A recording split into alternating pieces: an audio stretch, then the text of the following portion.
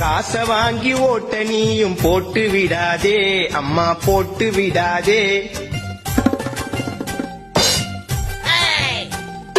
போற்று கோழி பிரியாணிக்காக கூட்டம் போகாதே அப்பா கூட்டம் போகாதே.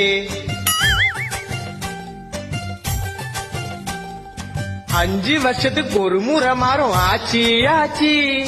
கண்ண முடின்னு ஓட்டு போடுறோம் மாத்தி மாத்தி. அம்மா வச்ச குழம்பு காரம் காரம். இப்படி இருந்தா நாடு எங்கப்பா மாறும். உள்ள யாருமா? வணக்கம். வர தேர்தல்ல மறக்காம எங்களுக்கு ஓட்டு போட்டுருங்க. ஐயா ஜெயிச்சாருனா மக்களுக்கு நிறைய நல்லது பண்ணுவாரு.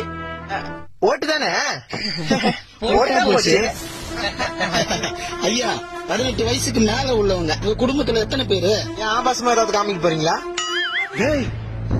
நாங்க 3 பேர் தான். அது கொடுப்போம். ஒரு ஓட்டுக்கு 5000 தரோம். இதுல மொத்தம் 15000 இருக்கு. மறக்காம எங்களுக்கு ஓட்டு போட்டுருங்க. இது ஓட்டுக்கு காசா? எத்தனை போய் மவன வீட்டுல எண்ணெய் இல்ல, அரிசி இல்ல, பருப்பு இல்ல, செருப்பு இல்ல. அது திணியாச்சு. சொல்றத கேளுப்பா. வர பணத்தை யாவுன்னா குடும்பத்துல கஷ்டமா இருக்குதுப்பா. கஷ்டமா இருக்குதா? கொடுங்க. கண்டிப்பா எங்க 3 பேரோட ஓட்டு உங்களுக்கு தான். நன்றியா. வட்டுமா? டேய், ஓட்டுக்கு காசு வாங்க மாட்டேன் சொல்லி பாட்டெல்லாம் பாடிட்டு இப்படி நீயே அசியமா காசு வாங்கிடியடா. எதுக்குடா வாங்கின? அப்பா வீட்டுல கஷ்டம்னாரு. அதுக்கப்புறம் தான் எனக்கு ஒண்ணு புரிஞ்சுது. என்னன்னு? ஒரு குடும்பம் கஷ்டத்துல இருக்கும்போது ஓட்டுக்காக காசு வாங்குறது தப்பு இல்ல. ஏன்னா இது எல்லாமே நம்ம பணம் தான். ஆனா ஐயோ ஓட்டுக்கு காசு வாங்கிட்டுமே, காசு கொடுத்தவங்களுக்கு ஓட்டு போனவங்கிறதா தப்பு. இப்ப என்னதான் சொல்ல வர? என்னைக்குமே மக்களுக்கும் நாட்டுக்கும் நல்லது பண்ணுவாங்கன்ற நம்பிக்கை யார் மேல வருதோ அவங்களுக்கு தான் நம்ம போடணும் ஓட்டு.